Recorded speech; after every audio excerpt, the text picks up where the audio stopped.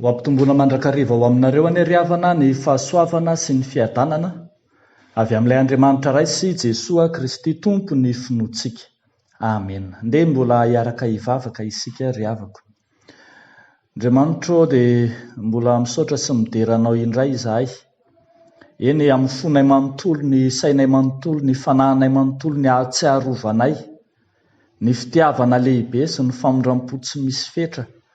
Eny tsaronay fa Andriamanitra mombanay amin'ny fotoana rehetra ianao. Ary amin'ity anio ity dia mbola hitanay ilay sandrinao Andriamanitra sy ny tananao tsy toa izay momba sy mitantana anay mandrakariva. Amin'izao vanim-potoana andrenesanay ny teninao izao, ilay fotoana izay isehoanao Andriamanitra, itenenanao Andriamanitra aminay ary anehoanao ny sitraponao aminay, no anongilananay ny sofinay hiaino ny teny tsara avy aminao. Koa vangio amin'ny alalan'ny teninao zahay, andehananay amin'ny sitraponao. Amin'ny anaranao fanahy masina, amin'ny anaran'i Jesoa no anaovanay izany vavaka izany. Amen. Ny mofonay na voalahatra ho antsika anio fa 14 volana Janoary taona 2022 dia izay hitantsika eo amin'ny bokin'ny Joba toko faharoa amby efapolo, andininy voalohany hatramin'ny andininy fahaenina.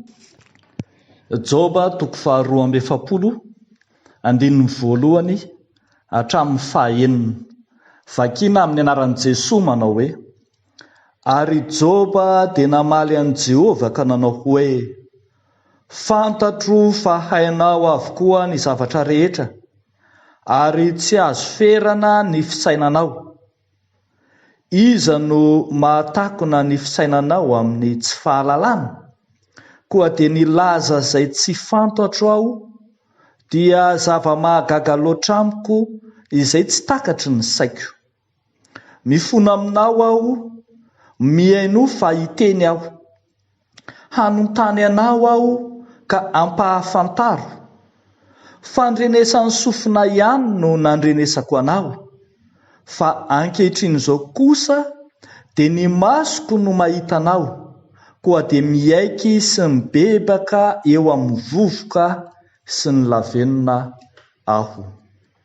Ray masino, manamasinanay amin'ny fahamarinana, ny teninao no fahamarinana. Amen.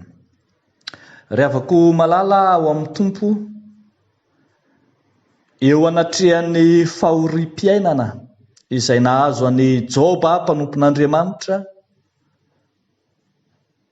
fahoriana sesilany tsy ahitany saina, fandaovana havantiana, loza mitomandavana ny fahafatesan'ny zanaka sy ny fahaverezam-pananana, ny aretina samihafa, manampitrotraka ny fialan'ny namana na ny sakaiza. Dia inona no eritreretina? Inona no atao? Iza no hampionina? Iza no hampahery? Nisy fotoana aza mila hamofo mihitsy Joba mpanompon'Andriamanitra rehefa tena mahatsiaro fa tafalatsaka lalina tao anaty fahoriana, dia nanambara mihitsy fa engane ka holanjaina tokoa zo ny fahasosorako ka ampifandanjaina amin'ny mizana izy sy ny fahoriako. Nisy fotoana izy niteny fa mavesatra noho ny fasika any an-dranomasina ny fahoriana, ka dia tonga mirediredy aho hoy izy any amin'ny toko fahaenina, ny andininy faharoa.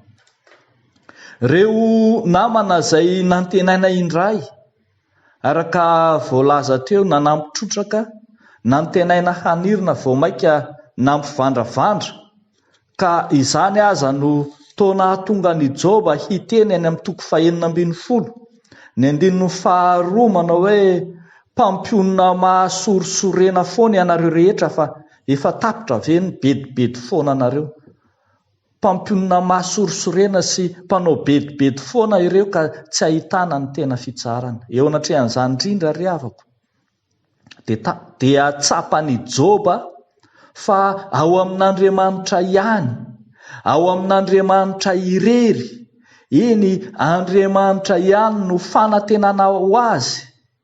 Ka na dia efa miala aza izao rehetra izao, izy kosa mahatazana an'Andriamanitra ilay mijery azy, ilay Andriamanitra hafa, tsy toy ny Andriamanitra izao tontolo izao. Ilay Andriamanitra mijery azy ao anatin'ny lavaky ny fahoriana.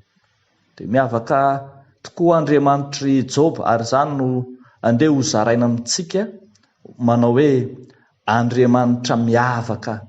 Andriamanitra miavaka izy satria mahay ny zavatra rehetra. Andriamanitra miavaka izy satria mahay ny zavatra rehetra. Eo amin'ny 1:1 hatramin'ny 7 no ahitantsika fa manambary Joba fa hain'Andriamanitra ny zavatra rehetra, hain'Andriamanitra ny fahagagana izay tsy mbola nisy nahavita. Ary izy miteny mihitsy amin'ny vavany manao hoe fantatro fa hainao avokoa ny zavatra rehetra. Rehefa mamaky ny resak'Andriamanitra tamin'ny Joba isika no amin'ny 400, entin'Andriamanitra hanambarana azy, nandresena lahatra azy ny fitsinjovan'Andriamanitra ny voary na ny zava-manan'aina hafa, ohatra tahaka ny behemota voatanisa ao amin'ny 400, manomboka amin'ny 15:20, ny behemota na ny ambarantsika hoe hippopotame, dia asehon'Andriamanitra fa sady tahiny no arovany reny ka tsy misy mahafaka azy eo amin'ny tanany. Ary ambarany mihitsy aza fa na dia Maria aza ny hono izy, tsy manahy izy. Eny matoky izy na dia misy Jordana migorodona mivavany aza, satria Andriamanitra miahy ny nohariany. Fa tahaka izany ihany koa ny entin'Andriamanitra hanazavana ny amin'ny fiahin'ny mamba na ny voay, mbola ny voarin'Andriamanitra ihany izany, izay arovany mafy ka tsy misy mahafaka azy, tsy misy mahasambotra azy, na dia satria tsara fiarovana izy. Andriamanitra mihitsy no miady, no miaro ny mamba, arak'izay hitantsika amin'ny 2:170 manao hoe iza no mahasonga ny fitafiany anoloana, na iza no sahiditra amin'ny nifiny roa sosona. Tsy mbola angina aho ny amin'ny momba ny tenany sy ny heriny ary ny fahatsarany endriny ho Jehovah, satria Andriamanitra no miaro azy. Izany rehetra izany arovan'Andriamanitra maika fa i Joba izay tiany, izay mpanompony, izay natoky teo anatrehany, dia asehon'Andriamanitra fa hanehoany ihany koa fa mandalo ihany ireo fahoriana marobe izay mitomandavana, ireo fahoriana izay miserana eo amin'ny fiainana. Asehon'Andriamanitra fa Andriamanitra mahay ny zavatra rehetra izy, Andriamanitra omniscient, tsy misy tsy hainy atao, mahay manao fahagagana izy. Ary manana izany fanantenana sy finoana izany Joba, mahatoky fa hain'Andriamanitra ny zavatra rehetra, koa dia hain'Andriamanitra koa ny manaisotra eo aminy ireo zava-maharary sy loza samihafa ireo. Rehefa koa malala ao amin'ny tompo, mety nandiso fanantenana any Joba ny vadiny ka nametsiny azy, mety nandiso fanantenana azy ny harena sy ny zanany izay voaterina lana taminy, mety nandiso fanantenana azy ireo namany izay ny famaly sy ny fametsiny taminy. Fa ny fanantenany Joba n'Andriamanitra kosa dia tsy miova mandrakizay, satria mino izy fa Andriamanitra mahay ny zavatra rehetra izy. Afaka manao zava-mahagaga tamin'ny Joba Andriamanitra, ary afaka manombotra sy mamerina ny lasa rehetra aza. Ary dia hitantsika fa rehefa toizantsika izao 2:270 izao, dia hitantsika fa nita amin'ny Joba mihoatra noho ny voalohany Andriamanitra, ka noneran'Andriamanitra avy roa eny ny fananany, ary dia tonga niverina tamin'ny indray ny zanany, ambara aza fa tsara tarehy indrindra amin'izay eo ambany lanitra ny zanak'i Joba. Ry havako malala, tsy tamin'ny Joba ihany fa amiko sy aminao ihany koa dia mahay ny zavatra rehetra Andriamanitra. Tsy misy tsy hain'Andriamanitra hatao. Mahay manao zava-mahagaga Andriamanitra. Mety misy zava-maharary mandalo amin'ny fiainanao. Mety misy fahoriana mifandimbindimby toa ilazanao hoe miala anakatso dia ambodepona. Mety efa nozarainao tamin'ny namanao izany kanefa tsy nikomprendranao ny namanao. Mety nametsiny anao aza ny nataon'ny sasany. Mbola misy sokajon'olona sasany nanavesatra indray ny fahoriana izay nahazonao. Zao no tsarovy. Andriamanitra mahay ny zavatra rehetra. Hain'Andriamanitra ny mampitsimbadika izany fahoriana izany ody fitahiana. Hain'Andriamanitra ny mampitsahatra ny tafio-drivotra izay mahazo anao. Hitan'Andriamanitra ny toe-javatra izay iainanao ary manana fanantenana. Fa na hamadika anao avokoa aza izao tontolo izao, Andriamanitra tsy mamadika anao. Na dia mandisy fanantenana anao avokoa aza izao tontolo izao, Andriamanitra tsy mandisy fanantenana anao. Eny, na dia heverinao fa efa amin'ny toerany tsy misy fanantenana intsony azy ianao, dia mbola misy fanantenana ihany ao amin'Andriamanitra. Andriamanitra mahay ny zavatra rehetra mantsy izy. Zay no Andriamanitra miavaka azy. Fa hitantsika eto ihany koa ry havako malala fa Andriamanitra miavaka izy satria Andriamanitra azo hitarainana. Andriamanitra azo hitarainana. Eo amin'ny andininy fahaefatra hatramin'ny fahaenina hitantsika tany sain'i Joba ny teny entina ilazana ny fitarainana eo anatrehan'Andriamanitra. Mifona aho, manontany aho, ny hatrizay ozy dia fandrenesany sofina ihany nandrenesako, fa ankehitriny ny masoko no efa mahita. Toa entina milaza any, toa miaiky sy milaza ny mahatsinotsinona ny Joba izy, fa aneo kosa fa ay Andriamanitra azo ny tarainana. Ka dia vonona izy hiala. Eny, vonona izy hanatsoaka izay nambarany fahiny aza.